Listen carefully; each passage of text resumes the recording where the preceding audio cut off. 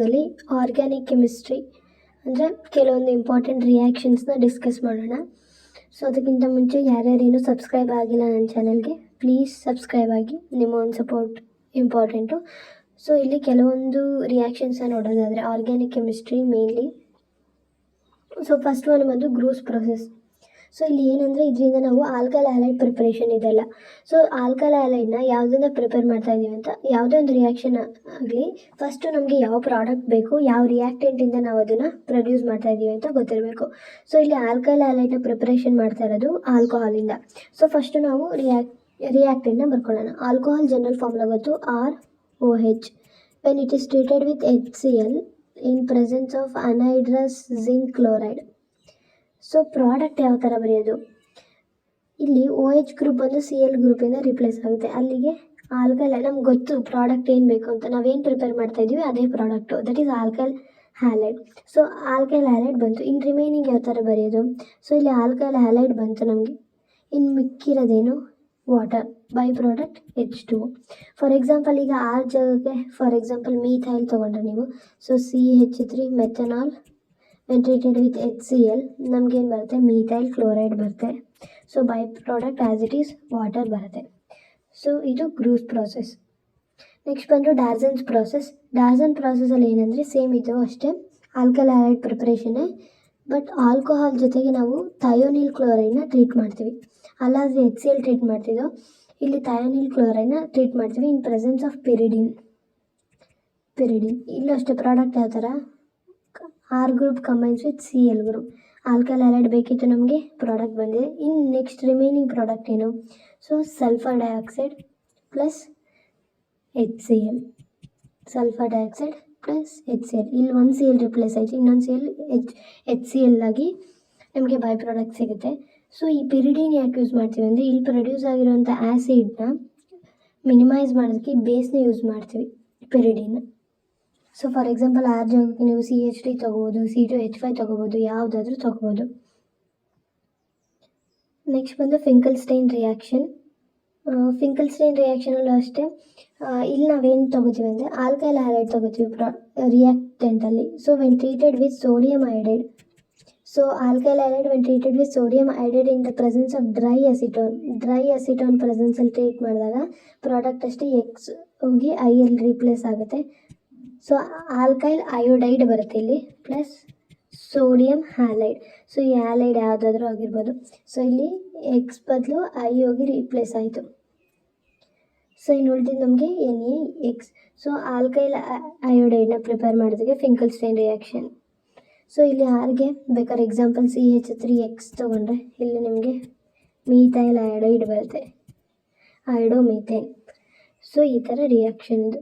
Next reaction ಬಂದು ಸ್ವಾರ್ಟ್ಸ್ reaction. ಸ್ವಾರ್ಟ್ಸ್ reaction ಏನು ಹೇಳುತ್ತೆ ಅಂದರೆ, when alkyl halide is treated with A metal fluoride. So AgF ಆಗಬೇಕು ಅಂತಲೇ ಹೇಳಿ ಯಾವುದಾದ್ರೂ ಮೆಟಲ್ ಫ್ಲೋರೈಡ್ ಜೊತೆ ಟ್ರೀಟ್ ಮಾಡಿದ್ರೆ ನಮಗೇನು ಬರುತ್ತೆ ಅಂದರೆ ಆಲ್ಕೈಲ್ ಫ್ಲೋರೈಡ್ ಬರುತ್ತೆ. ಈ X ಬದಲು F ರಿಪ್ಲೇಸ್ ಆಗಿದೆ, ಆಲ್ಕೈಲ್ ಫ್ಲೋರೈಡ್. ಇನ್ remaining product AgX. Metal halide ಯಾವುದಾದ್ರೂ ಮೆಟಲ್ ಆಗ್ಬೋದು, ಇಲ್ಲಿ ನಾವು ಯಾವ ಮೆಟಲ್ ತೊಗೋತೀವಿ ಆ ಮೆಟಲ್ ಹ್ಯಾಲೈಡ್ ಇಲ್ಲಿಗೆ ಬರುತ್ತೆ. So when alkyl halide treated with a metal fluoride, we can get alkyl fluoride as a product. This is Schwartz reaction. Next, Woods reaction ಏನು, when two molecules of alkyl halide treated with 2 molecules of sodium. So ಇವಾಗ ನಮಗೇನು ಬರುತ್ತೆ ಅಂದರೆ alkane ಬರುತ್ತೆ.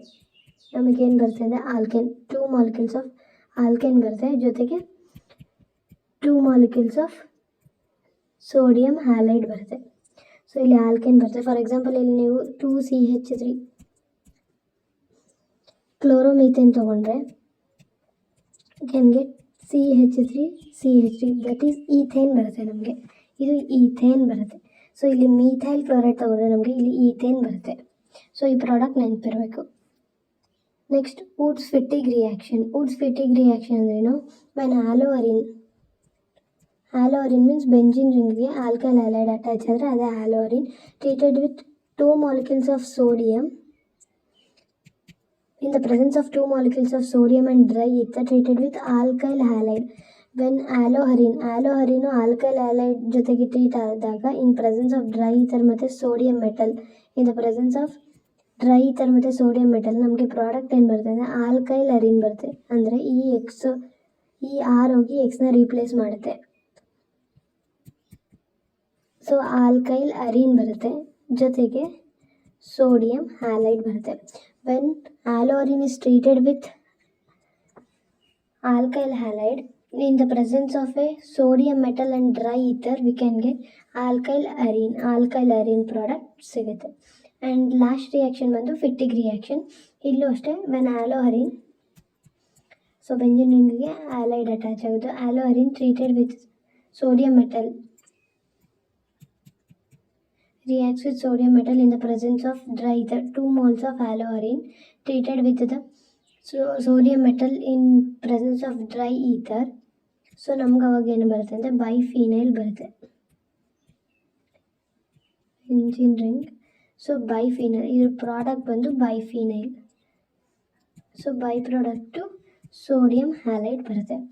So ಇದಿಷ್ಟು alkyl halide related some important organic reactions. So ಇನ್ನೂ ಬೇಜಾನಿದೆ reactions, so ಅದು ಇಂಪಾರ್ಟೆಂಟೇ. ಸೊ ಬೋರ್ಡ್ಸ್ ಮತ್ತು KCTಗೆ ಈ 7 ರಿಯಾಕ್ಷನ್ ಕೂಡ ತುಂಬ ಇಂಪಾರ್ಟೆಂಟು, ಪ್ರಾಕ್ಟೀಸ್ ಮಾಡ್ಕೊಳ್ಳಿ. ಈ ಬೋರ್ಡ್ಸೆಲ್ಲ ಕೇಳ್ತಾರೆ ಈ ರಿಯಾಕ್ಷನ್ಸ್ನ, KCTಲೂ ಕೂಡ ಇಂಡೈರೆಕ್ಟಾಗಿ ಕೇಳ್ತಾರೆ. ಸೊ ಇದಿಷ್ಟು ಈ ವಿಡಿಯೋದಲ್ಲಿ. Thank you for watching.